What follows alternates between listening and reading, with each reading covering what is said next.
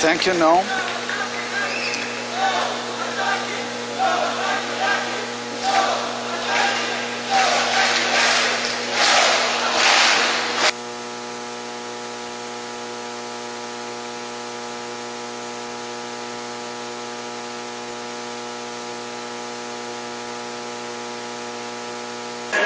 Que ha escrito el libro El Dios de las cosas pequeñas, un duro alegato contra la esclavitud de las convenciones en la India.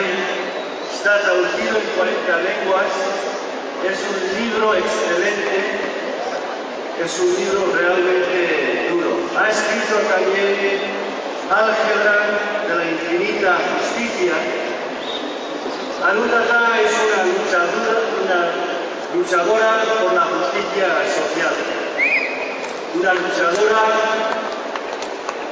sobre el planteamiento de la estrategia de las bombas nucleares en la India. Es una luchadora contra los embalses, contra a favor de los desplacidos de los adivasis, de los dalits. 33 millones de personas han sido desplazadas. Es una luchadora que ha tenido un gran valor, perseguido también por la justicia, ha puesto en cuestión cuestiones fundamentales en la sociedad india. Arundhati.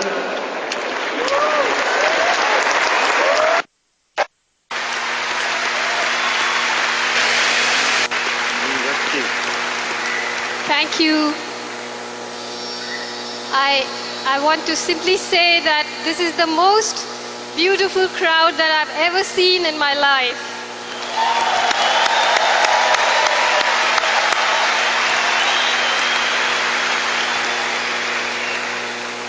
And to be sitting at the same table with one of the greatest minds of our times, Professor Chomsky, it's really a wonderful honor.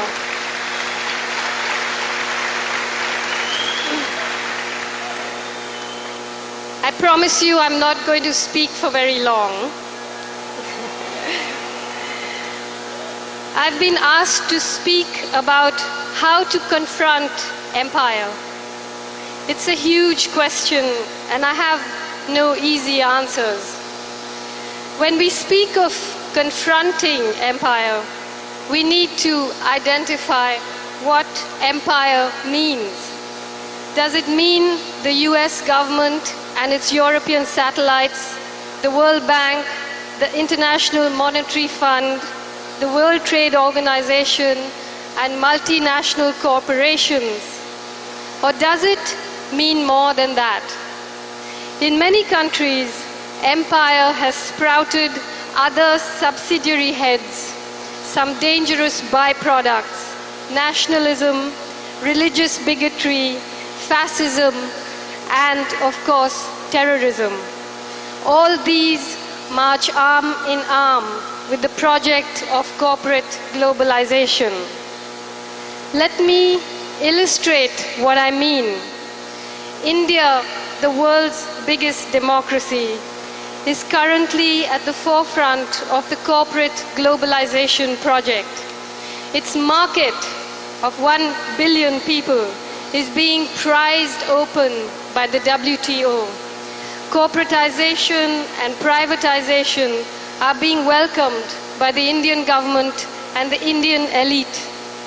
But it is not a coincidence that the Prime Minister, the Home Minister, the Disinvestment Minister, the men who signed the deal in India with Enron, the men who are selling the country's infrastructure to corporate multinationals, the men who want to privatize water, electricity, oil, coal, steel, health, education, and telecommunication are all members or admirers of the RSS. The RSS is a right-wing, ultra-nationalist Hindu guild which has openly admired Hitler and his methods. The dismantling of democracy in India is proceeding with the speed and efficiency of a structural adjustment program. While the project of corporate globalization rips through people's lives in India, massive privatization and labor reforms are pushing people off their lands and out of their jobs. Hundreds of impoverished farmers are committing suicide by consuming pesticide.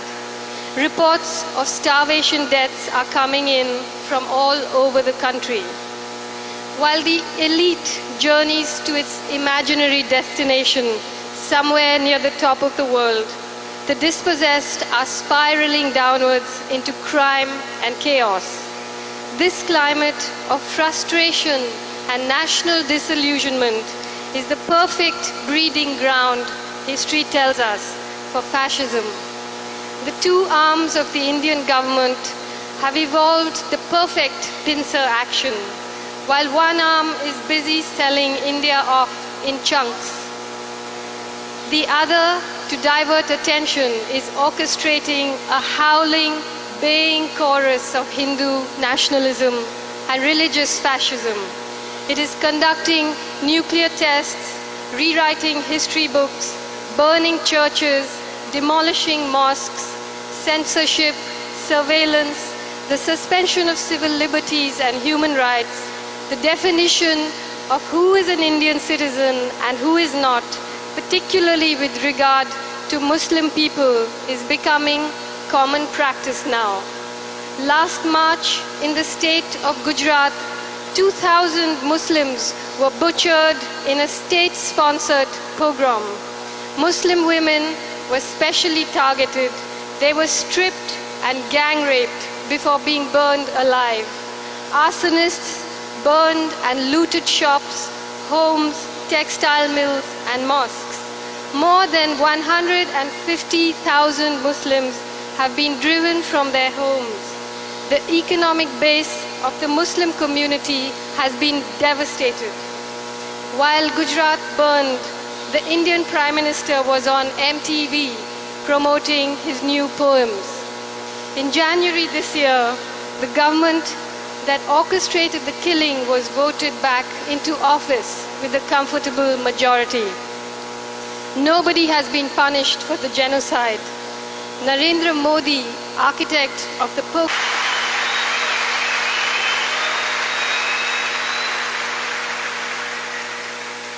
Meanwhile, the countries of the north harden their borders and stockpile weapons of mass destruction.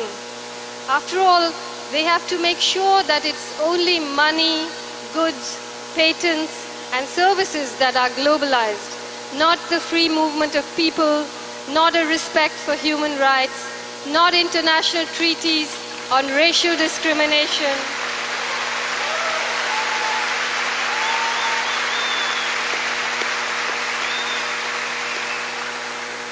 not treaties on chemical and nuclear weapons or greenhouse gas emissions or climate change or, God forbid, justice. So all this is empire, this loyal confederation, this obscene accumulation of power, this greatly increased distance between those who make the decisions and those who have to suffer them.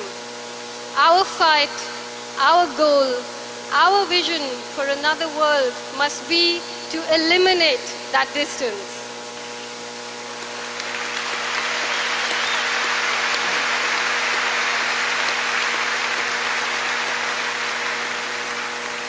So how do we resist empire? The good news is that we're not doing too badly. There have been major victories. Here in Latin America, you have had so many. In Bolivia, you had Cochabamba.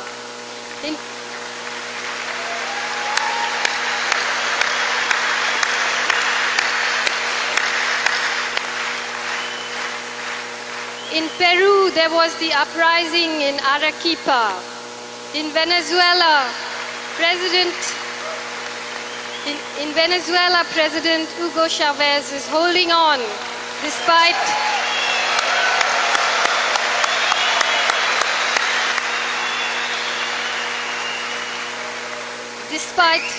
despite the US government's best efforts. And the world's gaze is on the people of Argentina, who are trying to refashion a country from the ashes of the havoc wrought by the IMF.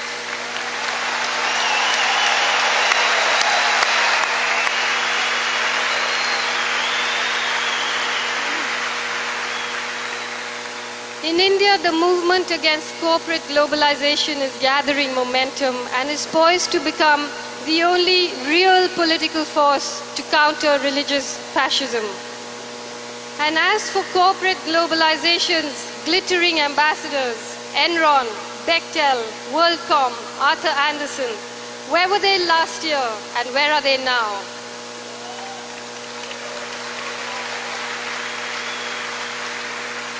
And of course, here in Brazil, we must ask, who was the president last year and who is it now?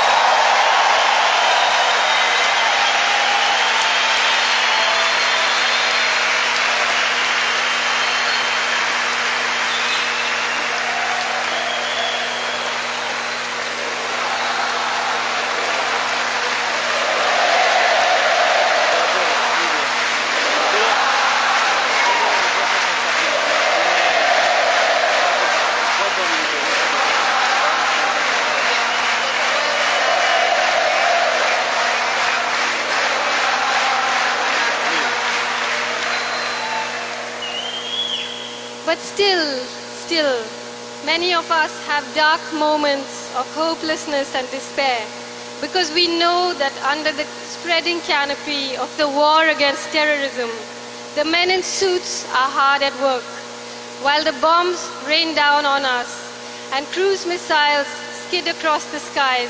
We know that contracts are being signed, patents are being registered, oil pipelines are being laid, natural resources are being plundered, water is being privatized, and George Bush is planning to go to war against Iraq. If we look at this conflict as a straightforward eyeball-to-eyeball confrontation between empire and those of us who are resisting it, it might seem that we are losing. But there's another way of looking at it. We, all of us gathered here, have in our own way laid siege to empire. We may not have stopped it in its tracks yet, but we have stripped it down. We have made it drop its mask. We have forced it in the open. It now stands before us on the world stage in all its brutish, iniquitous nakedness.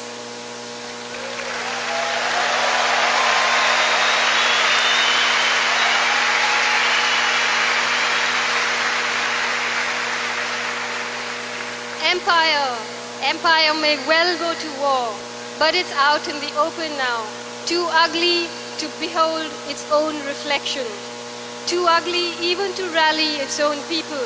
It won't be long before the majority of American people become our allies.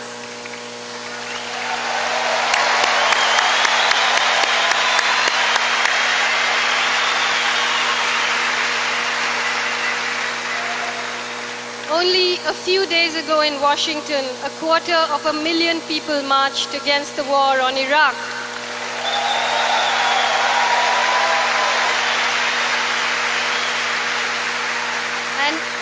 And each month, the protest is gathering momentum. Before September 11th, 2001, America had a secret history, secret especially from its own people. But now America's secrets are history, and its history is public knowledge. It's street talk. Today we know that every argument that is being used to escalate the war against Iraq is a lie, the most ludicrous of them.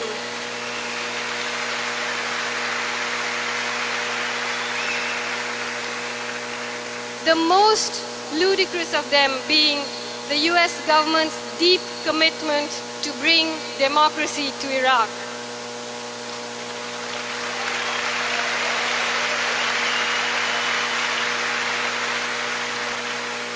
killing people to save them from dictatorships or ideological corruption is, of course, an old US government sport.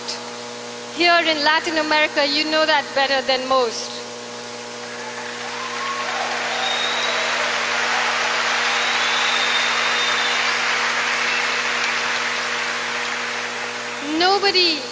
Nobody doubts that Saddam Hussein is a ruthless dictator, a murderer, whose worst excesses were supported by the governments of the United States and Great Britain. There's no doubt that Iraqis would be better off without him. But then the whole world would be better off without a certain Mr. Bush.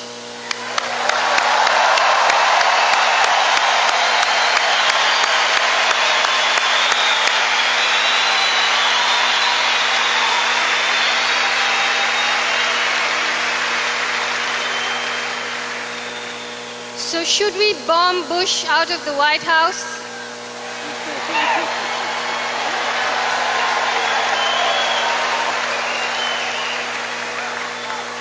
It's more than clear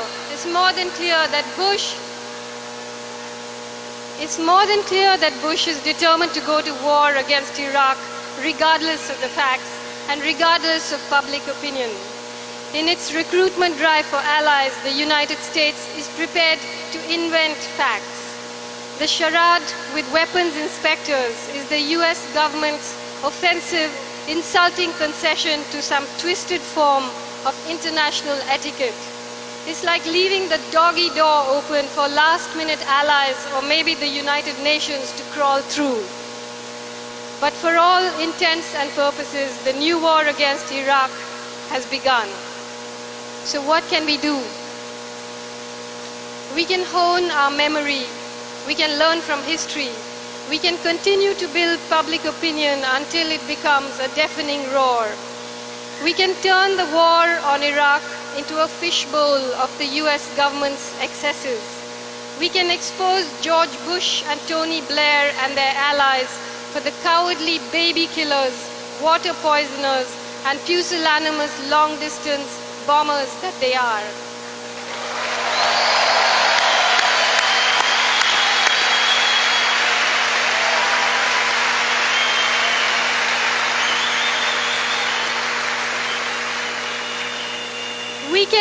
We can reinvent civil disobedience in a million different ways. In other words, we can come up with a million ways of becoming a collective pain in the ass.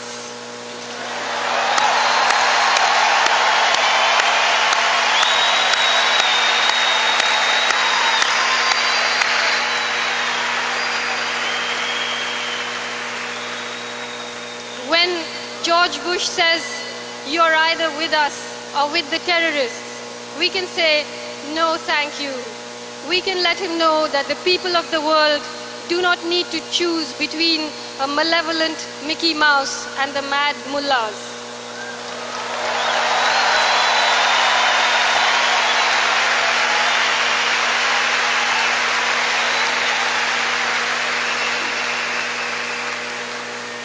Our strategy should not only be to confront empire, but to lay siege to it, to deprive it of oxygen, to shame it, to mock it with our art, our music, our literature, our stubbornness.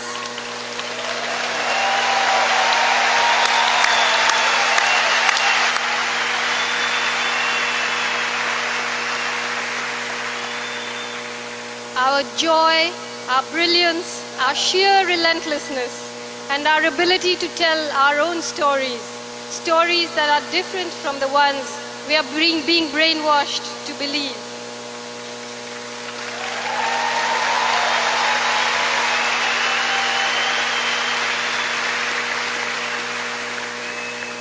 The corporate revolution will collapse if we refuse to buy what they are selling.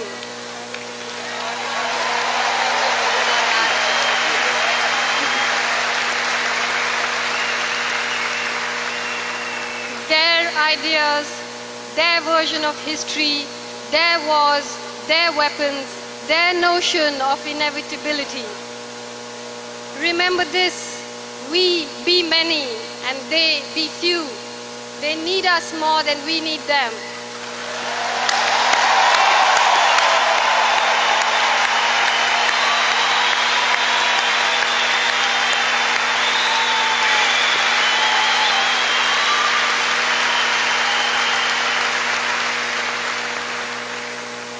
Another world is not only possible, she's on her way, and on a quiet day, if you listen very carefully, you can hear her breathing.